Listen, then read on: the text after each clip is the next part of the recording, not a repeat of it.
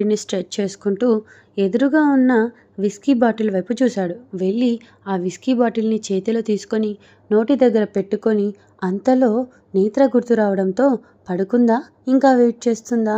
అని చూడాలనిపించి బాటిల్ అక్కడే పెట్టి బెడ్‌రూమ్‌లోకి వెళ్ళాడు.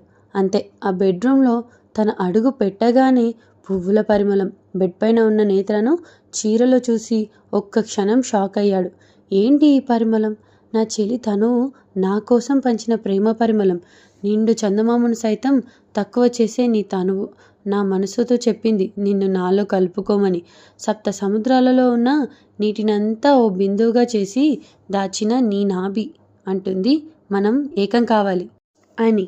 ఎన్నో నిద్రలేని రాత్రులు విరహంతో కలిసి అలసిన నా తనువు అడుగుతుంది నీ చెలి తనువులో సేద తీరమని. చల్లని గాలి ఉరివిల్లు ఊరుతుంది మన మధ్యలో చేరి తన తాపాన్ని చల్లార్చుకోవాలి అని. ఒక్క అవకాశం ఇస్తే ఇరువురి విరహ వేదనకు గురి చేస్తూ మళ్ళీ మన దరి చేరమని ప్రియా అంటూ మాటలు కోటలు దాటుతుంటే, ఛ, మళ్ళీ ఇన్ని సంవత్సరాల తర్వాత మొదటిసారి నా నోటి నుండి కవిత్వం అనుకుంటా. రానా, దిస్ ఇస్ నాట్ యూ అనుకుంటూ ఆ కవిని అక్కడే సమాధి చేసి కళ్ళను మనసుకు లగ్నం చేసి ఆకాశంలో ఉన్న బ్రహ్మ, థ్యాంక్స్, ఇంత అందగత్తెను నా సొంతం చేశావు అంటూ నెమ్మదిగా నేత్ర పక్కకు జరిగి స్కైని లేపాడు.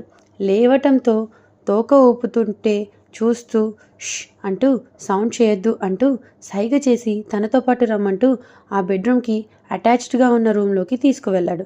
ఆ బెడ్రూమ్ అటాచ్డ్గా అంతే పెద్దగా ఉన్న బెడ్రూమ్లోకి స్కైని తీసుకువెళ్ళి, అరే స్కై, మన ఫ్యాన్ ఒక అమ్మాయి నువ్వు నా బామర్ది అని చెప్పింది. మరి అలాంటి నేను ఎదురుగా మీ అక్కతో రొమాన్స్ చేయలేనుగా. సో నువ్వు మీ అక్క పడుకోగానే లేచి ఈ రూమ్లోకి వచ్చి బజ్జో. ఐ మీన్ నేను వచ్చాకే ఎప్పుడైనా నేను